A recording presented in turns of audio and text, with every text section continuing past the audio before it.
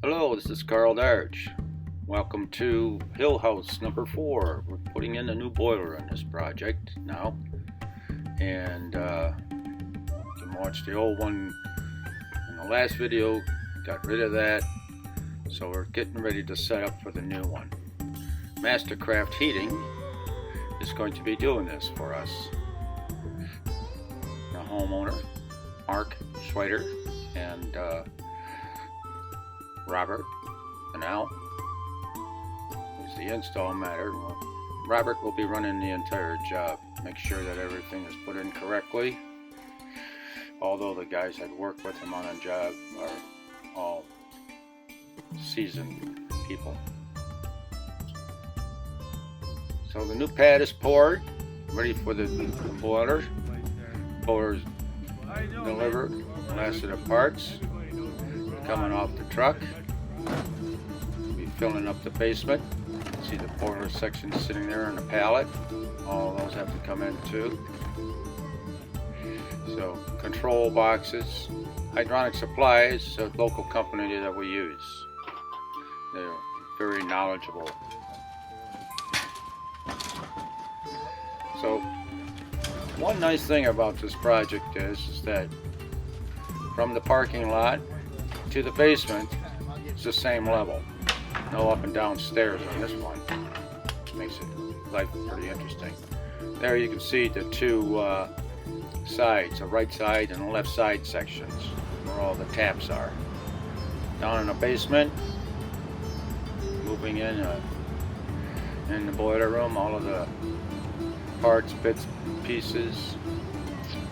And they cover the pad because they still got to prep the area to put in the new boiler, which means the old header has to come down, but I found too that there's even an old oil line. It still has oil in it. They haven't used oil in this place in decades, so that line has to come out. And that's the last thing in the world you want to do is get that oil on the ground in there. The old return lines are coming out too. They're in the way. All the old electrical for the boiler and for the other accessories have to be cleared out too, because all of that has to be brought up to code. They actually had to put new lights in here because the lights, for whatever reason, went out. And the electrician said, I'm not trying to figure out, this is before the boiler came out, I'm not trying to figure out how where the short is or whatever. It was just easier to put in some new lights up and new switch. So, that being said, here we are, getting out the rest of the 100-year-old piping.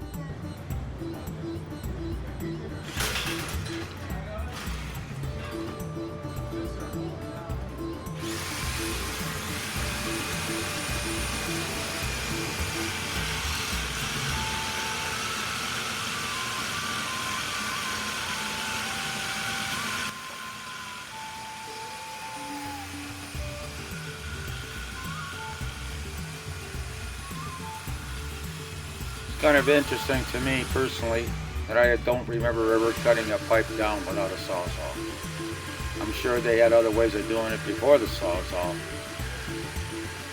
but that would probably be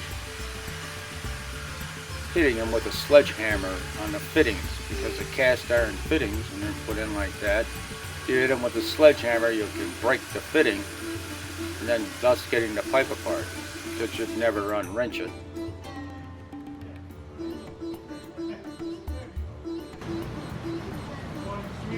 So, most likely, that's the way they took them down. Just break the fittings. I must say that Sawzall blades have come a long way too. They are much better than they used to be. They last longer, they cut better. When we say Sawzall, we know that's my Milwaukee tool.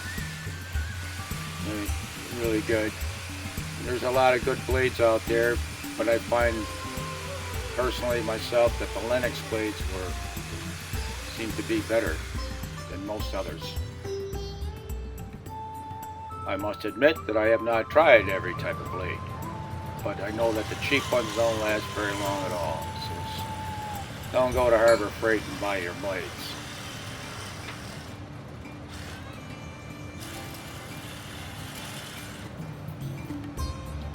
There you can see he's made two cuts, about an inch apart, a little more than an inch apart. He cut down as far as he thinks he can get without hitting the threads on the cast iron. So it's a matter of feel, and it's a matter of sight, and it's a matter of experience. If you miss and cut the threads, if you score them, it could be a possible leak through that notched spaces there. So that's not what you want to do. The malleable steel from the old 100-year-old pipe bends fairly easy. When that pipe was made, they didn't use a lot of scrap in that metal. That was a lot of just pure virgin steel when they made it.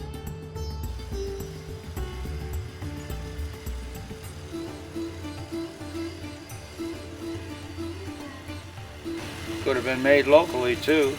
Detroit had a bunch of steel mills, so like Pittsburgh and everything else, but there was a lot of them here and in the area.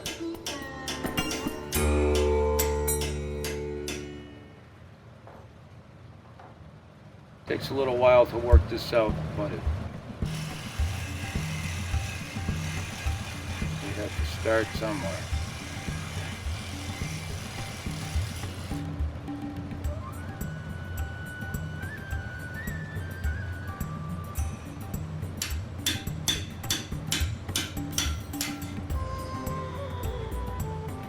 Alright, there she goes. Little piece is gone. Now you got to collapse a little ring of the steel, the rest of the pipe that's in here. Just hit it a few times on each side, bend it in, pull it out of the thread.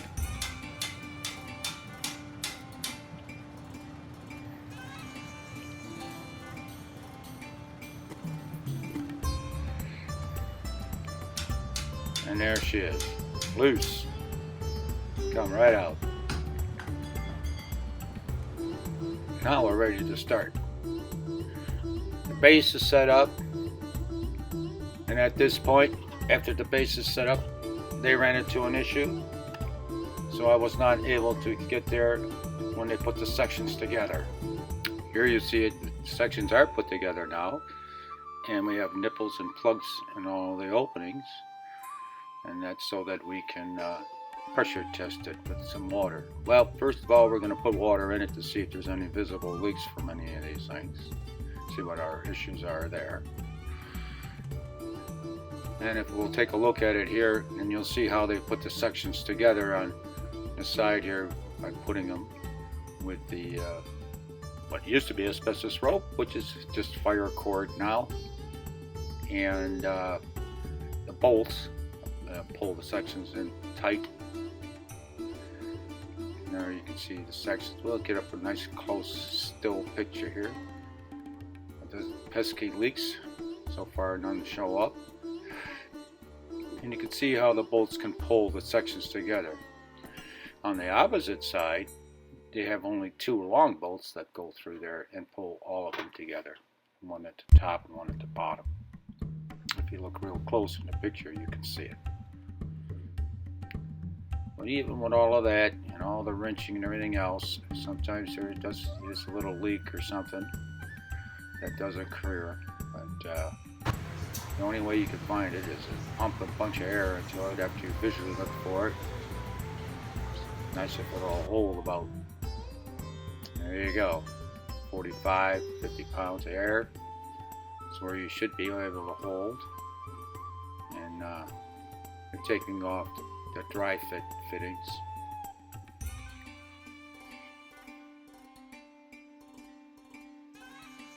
And it was 100-year-old fitting. There we go. First elbow nipple going on. And you'll pipe that back to the boiler. And while the main is being put on there, other things are happening too. Electrical is being done, but let's just stick with this for now. Making sure that each fitting has, this is premium tape. Premium is not your white stuff you get in Home Depot. This is premium sealant, the Teflon. I agree with them 100% on this. I've used this a lot. I'm doing it just the same way. The tape is made by the same manufacturer, so we don't have dissimilar materials. Obviously, always hand tight until you get to set on the threads. And here you're seeing they're using the 3-foot pipe wrench to get them started and get them snugged up.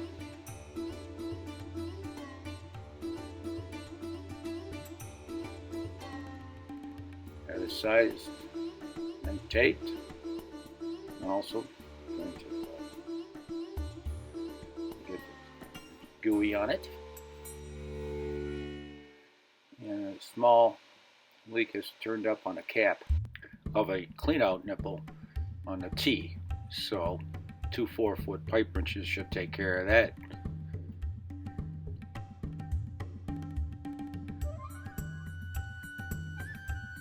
These 2 4-foot pipe wrenches are set, one is set for the jaws of the hub and the other one's set the jaws for the pipe.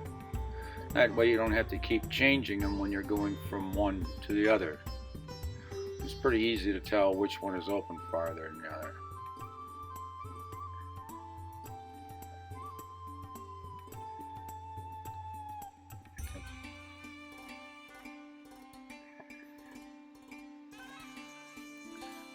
Getting the last nipple set. Start coming down, and you will notice that the leak has been taken care of. These guys are starting this final piping, and they'll start going towards the boiler.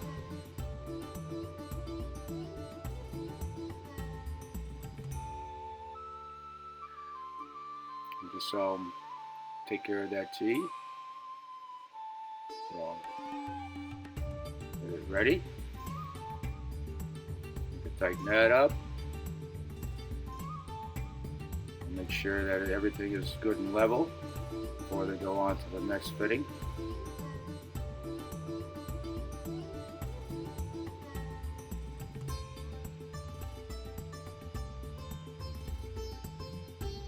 Only have one chance to do the job right. So now we're starting with the nipples for the flange and getting the flange tightened down. By bowling it together like that, it's easy to sway, and you can get both of them done. You can even put it onto the boiler and do that way, and then you can take the bolts apart and finish your piping from the other side to it. So okay, so the water fittings and all that have been tested. Now we're starting to do the other. We take the nipples and all that out of the side of the boiler, and the cabinet goes on. Makes it a little easier.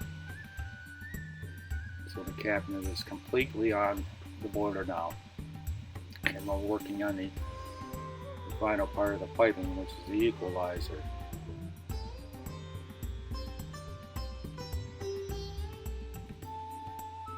Minor adjustments, always necessary here and there.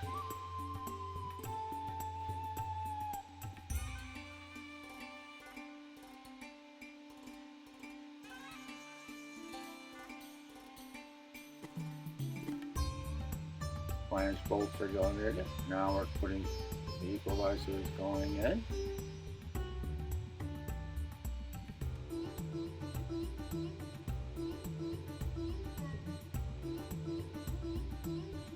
And the electrical, as you see, has been gone on. Starting to get that together. The return piping for the boiler is also being set up. It goes on both sides of the boiler. And the gas train has also been put into place. And the got a gas valve gas cock inside there for service on those two valves. But we also have one on the outside. Flue pipe is connected. The diverter is put on. Return line, as you can see right there, is going all the way around to both sides of the boiler. And we have a drain that goes into the little pit there. Gas line is connected. The auto feed is on there, along with a second float will shut off. 2 pressure switches on there, and we're getting ready to turn this thing on. So when you come back, they'll have done the skimming, and we're going to start putting this thing into service. We'll see you then at number 5. Thanks for watching. I'll see you next time.